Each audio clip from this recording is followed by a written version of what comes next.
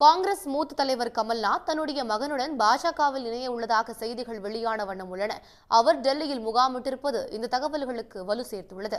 மத்திய பிரதேசத்தின் முன்னாள் முதலமைச்சரும் காங்கிரஸ் முன்னாள் மாநில தலைவருமான கமல்நாத்துக்கு நடைபெறவுள்ள மாநிலங்களவை தேர்தலில் சீட் வழங்கப்படவில்லை.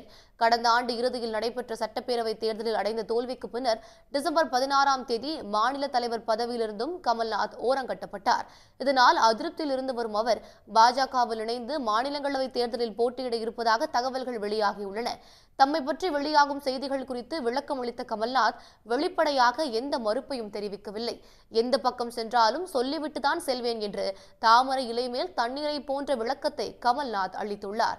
கமல்நாத் டெல்லியில் முகாமிட்டிருப்பதும் கிட்டத்தட்ட அவர் பாஜக அணியில் இணைவதை உறுதிப்படுத்திவிட்டதாக தகவல்கள் கூறுகின்றன.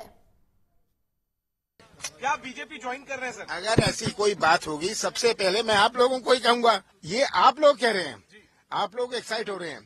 मैंने कहा मैं तो एक्साइट नहीं हूं इस तरफ या उस तरफ, पर बात यह है कि अगर ऐसी कोई बात होगी, मैं आप सबको सबसे पहले खबर करूंगा।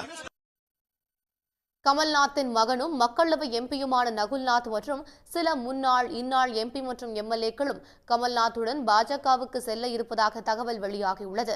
எக்ஸ் வலைதள பக்கத்தில் இருந்த காங்கிரஸ் சின்னத்தை அவரது மகன் நகுல்நாத் நீக்கியிருப்பது இவர்கள் பாஜகவுக்கு செல்லலாம் என்ற வாதத்திற்கு வலு சேர்த்துள்ளது.